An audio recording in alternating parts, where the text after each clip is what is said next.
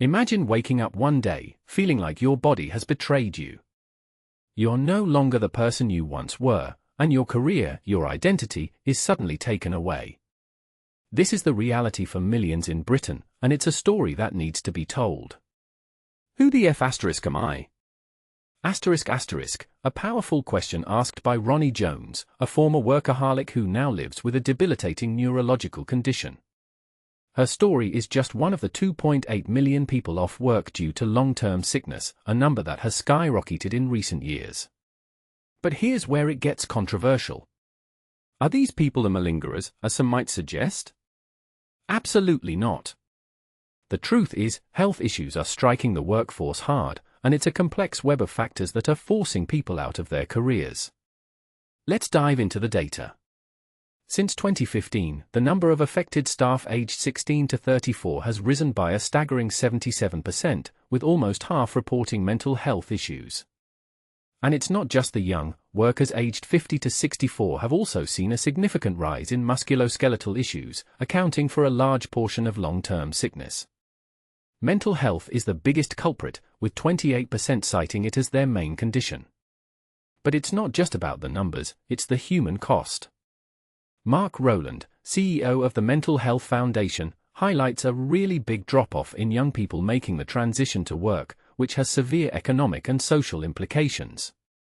And this is the part most people miss. The online world, with its unregulated influence, is playing a role too.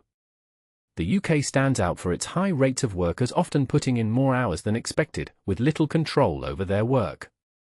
This work intensification is linked to increased stress, anxiety, and even heart disease. But it's not just about mental health.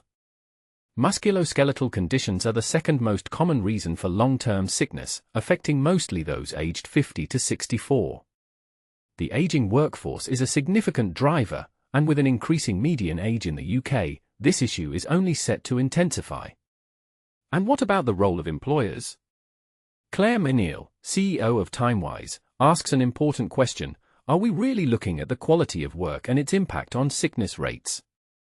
With 1.77 million workers suffering from work-related ill health, it's clear that employers need to step up and offer flexibility, especially for those managing mental health conditions.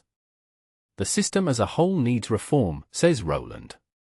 Other countries invest heavily in prevention and early-stage support, but Britain lags behind.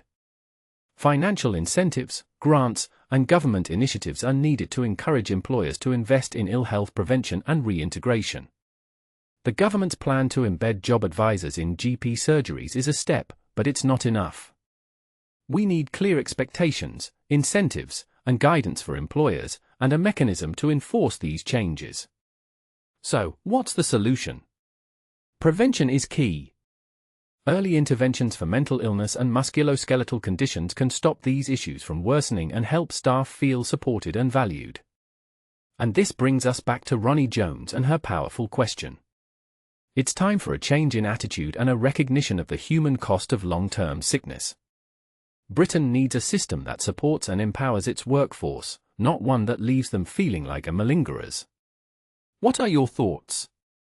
Is Britain doing enough to support its sick workers? Let's spark a conversation in the comments.